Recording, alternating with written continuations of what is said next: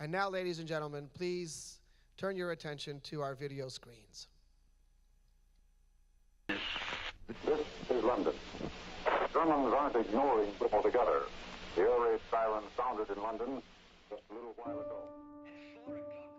Back in 1936, when I was a teenager, I was hearing on the radio about Europe and the Germans just were trying to take over this country and that country, and then set up these camps, and I thought, what in the world is going on over there? Well, pretty soon we knew what was going on. So I was anxious when my time came to get in the Army Air Corps. I got to fly 44 missions over Germany. When I first came to Kerrville, I started in business in '54, and I wrote this letter to the editor, and they printed it about how to show respect to blacks, and how upset I was about the bathroom being separated. I said, we don't need to have something here like they had to have in Atlanta to get the police dogs out and so forth. And they printed it, And so, here I was putting myself out there in front where people could say, boy, did you read the letter of this new guy in town?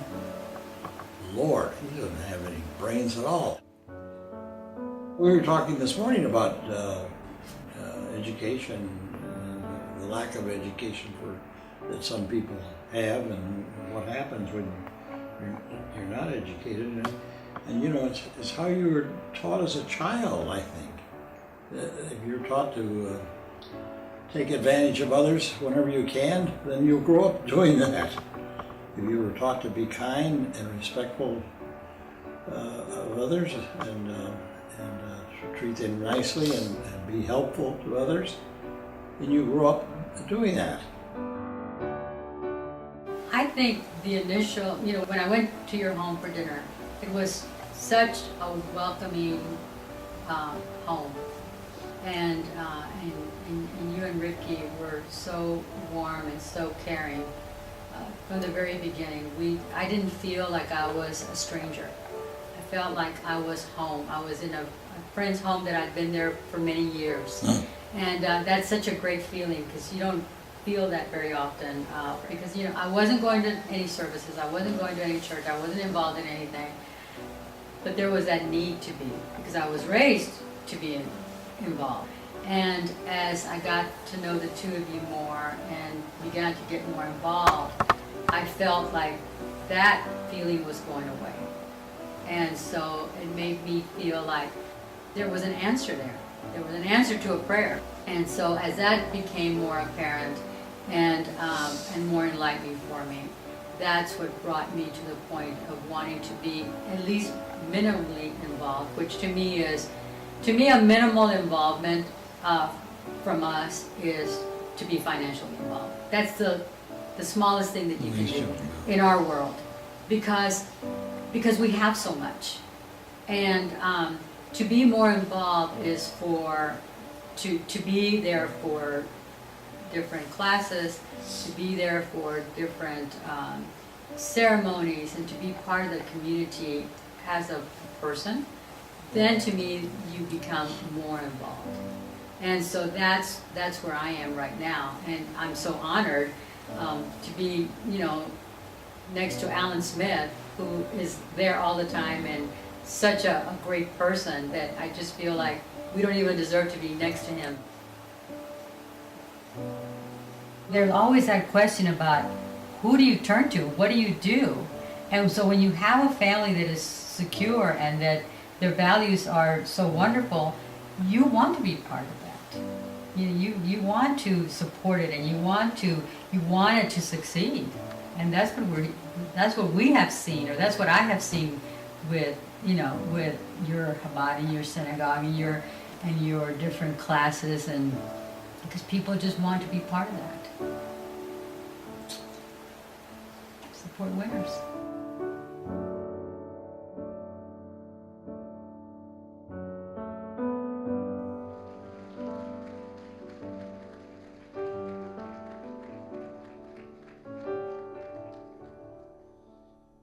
Jim and Estela Avery have accomplished so much in their lives, yet remain humble and sensitive to the needs of others. They are compassionate and care deeply about the health and well-being of the community around them. Jim is best known as the creative talent behind the highly regarded jewelry sold in James Avery craftsman stores throughout this part of the country. However, along with that creative talent is a man with a sensitive heart, and as you've seen in this video, a strong sense of social justice. As you've seen, Jim was motivated by his disgust for the Nazis and the horror of the concentration camps to join the Army Air Corps so that he can bomb the heck out of the Germans and help liberate our people. Estela has done charitable work for nonprofits for many years and has sat on numerous boards and headed up campaigns for many organizations in San Antonio.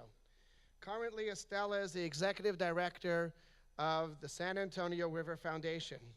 Together, they are a wonderful blend of creativity, warmth, and hard work. Jim and Estela appreciate the wisdom of the Torah and are a testament to the notion that the Torah indeed is chachmaschem uvinaschem li'enei ha'amim, a repository of wisdom and understanding in the eyes of the nations. Indeed, the 7 Noahide laws that emanate from the Torah unites all peoples of the world as children of one God. I have had the privilege of knowing Jim and Estela for the last 7 years, and I'm honored to call them personal friends and friends of the Jewish people. Jim and Estela, as an expression of our appreciation for your friendship and support, please join me at the podium to receive Chabad's Distinguished Community Service Award.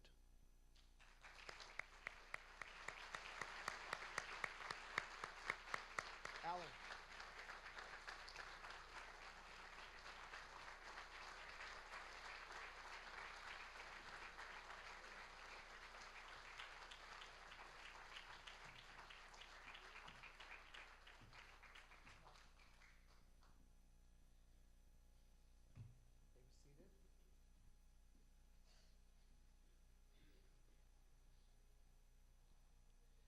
Jim and Estela, we have for you this evening a beautiful shofar, a ram's horn that was sent all the way from Israel just a few days ago. And the significance of the shofar is that it represents a call from the depths of one's heart, connecting upward towards Hashem, towards God. And it also represents our redemption, when the great shofar will be blown and all peoples will live in peace under one God.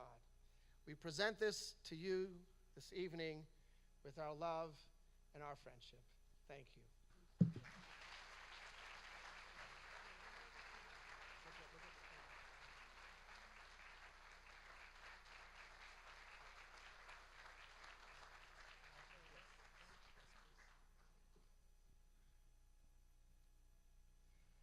Thank you, Rabbi.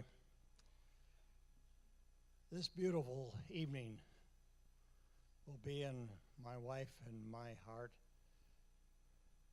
always. We shall never forget this evening. And we give thanks for our special friends who have come so far to join in this celebration tonight.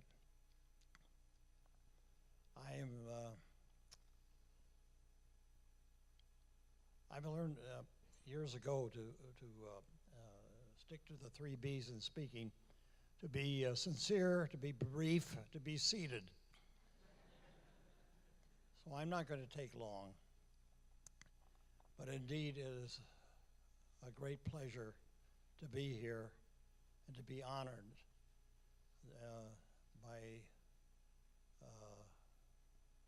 all of you who have come tonight to celebrate.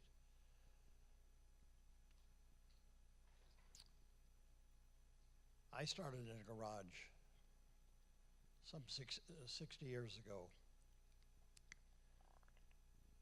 And about 40 years ago, built a building and got out of the garage. And the first thing I did was have someone that I knew in Fredericksburg make a wall hanging for me that said what I think life is all about. And the wall hanging says, giving is what it's all about. And I have that hanging on the wall in my office now. And I also have hanging 2 verses, hand scripted, from a hymn that I fell in love with years and years ago. And it starts out like this: awake, awake to love and work. The lark is in the sky. The fields are wet with diamond dew. The worlds, that's plural, the worlds awake to cry their blessings on the Lord of life as he goes meekly by. To give and give and give again what God hath given thee, to spend thyself,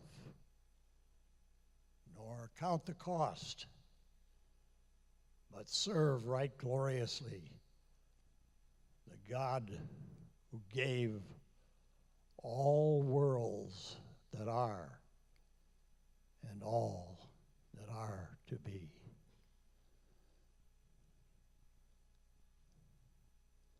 Thank you for listening.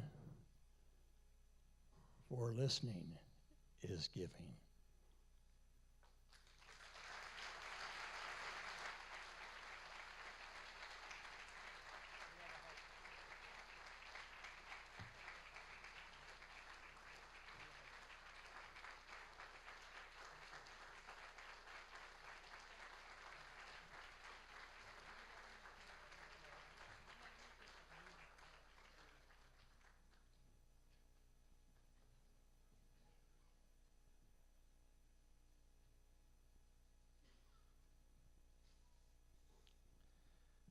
Thank you, Jim and Estela.